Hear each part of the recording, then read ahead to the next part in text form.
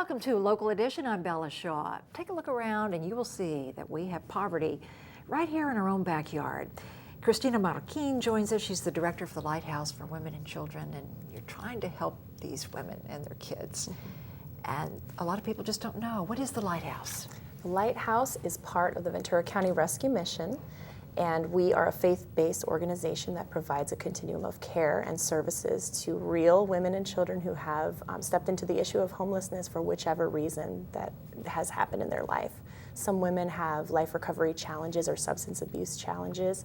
Some women have just crossed the poverty line. They're single mothers. There are many different reasons why a woman would reach out to the Lighthouse for refuge in our emergency shelter, or help in our 9-month recovery program, or even a chance to try out a transitional living environment to get back on their feet economically. You mentioned the word real women. So this could be a corporate executive, perhaps. It could, yes. You have seen that case, that scenario. Right.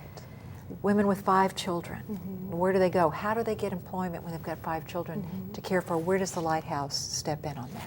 Well, what we do is we try to give love, first of all, just to rebuild their sense of value and dignity, to really pray for them and give them that spiritual and pastoral care and support.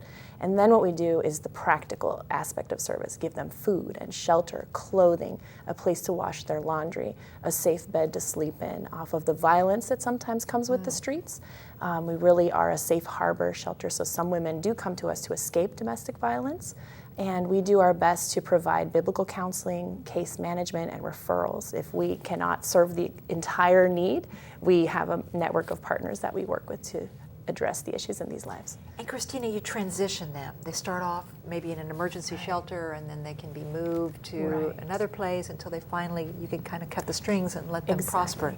Exactly. We have a continuum of care, which means they'll begin usually their journey in the emergency shelter, and then we have 2 ways that we can help them. One is direct them into our 9-month life recovery program, or we can assist them with employment skills or job interviewing skills or other types of resources, maybe behavioral health connections. So we try to serve both sides of that need.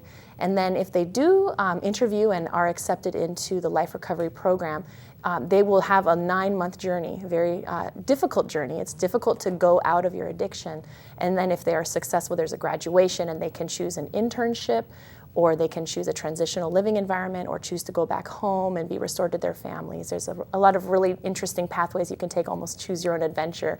And we really do, we're a faith-based organization, so we trust that the Lord is leading them as well. And you've got a fundraiser September 3rd? September 3rd, Thursday, September 3rd, the day before the Friday, which kicks off Labor Day weekend. We're celebrating at Hometown Buffet, Lighthouse Family Night, inviting all the families to come and support the Lighthouse. It's a fundraiser, and the proceeds beyond the cost of the meal will come to the Lighthouse and support these women and children. And that is how you raise your funds. You have to have financial support. We do. We don't accept any government funding. We are entirely dependent upon individual donors, some foundations, as well as our thrift stores. We have a number of other ministries affiliated with the Rescue Mission Alliance, and part of that, in Oxnard, you would see the Super Thrift or the Oxnard Bargain Center, and the proceeds of the sales from the thrift stores, they support the missions on the ground that are doing the ministry. What do you think, Christina, in doing your work, what is the biggest misnomer that people have, about these women that, maybe they're living out of their car? People think they want to be like that. They want to live that way. Right.